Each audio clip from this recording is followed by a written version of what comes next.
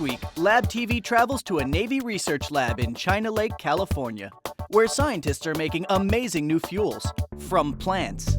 Where we get gasoline from right now is obviously from oil, which is really long chain hydrocarbons that we break down into gasoline. Oil is a fossil fuel.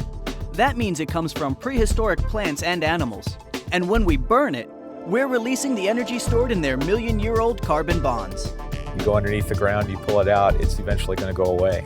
So we need fuels that are going to be here for the 21st, 22nd, 23rd and centuries. So this is why we need biofuels. Biofuel just means it's derived from a natural product that anything that grows in the ground, from the tree up here, from the grass.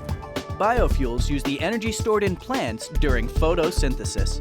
That's where plants take light energy from the sun, carbon dioxide from the atmosphere, and hydrogen atoms from water. Then they make glucose, a simple sugar, and give off oxygen. CO2 is essentially grabbed from the atmosphere by trees and plants and biological organisms and made into glucose. And this is what's eventually made into our fuel. So what it does is it essentially uses new carbon in a complete cycle, and it can just keep going and going and going, and this is the beauty of biofuels. And the beauty of their biofuel is that it's made from cellulose. Sugar is two glucose molecules tied together. Well, cellulose is thousands or even hundreds of thousands of these same glucose molecules. Cellulose is the most abundant substance on the planet. And what's important is that it's in waste products as well. So things like newspaper and things that we throw away in the trash can could potentially be a biofuel. Yeah, you can make biofuels from a lot of different things. Traditionally, they've been made from things like sugar. But sugar is really a food source, and we don't really want to use that. We'd rather use things made of cellulose, like newspapers, for example, or from a towel, or from maybe your shirt even. You could even use the leftovers from your breakfast, like a banana. You could use grass clippings, or even pond scum.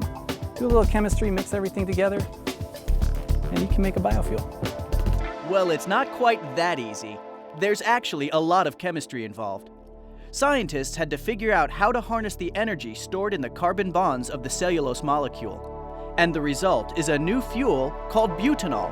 Butanol, which is the chemical name, has a freezing point of minus 100 degrees centigrade or so. So you could go down to the Arctic and it still would be a liquid, which is important when airplanes are flying up high. It gets very cold and you don't want things to freeze up.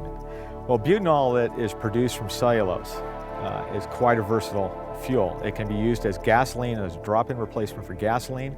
We can use it with some chemistry and convert it into a diesel fuel. And here at China Lake, we've converted it into a full-performance jet fuel by doing some more chemistry. So butanol from cellulose can produce gas, diesel, and jet fuel.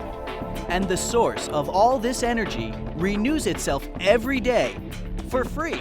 Every day we get a packet of energy from the sun. And that's the energy that we have to deal with in the world. And cellulose is created using that energy packet, so it's going to be renewed every day for eternity.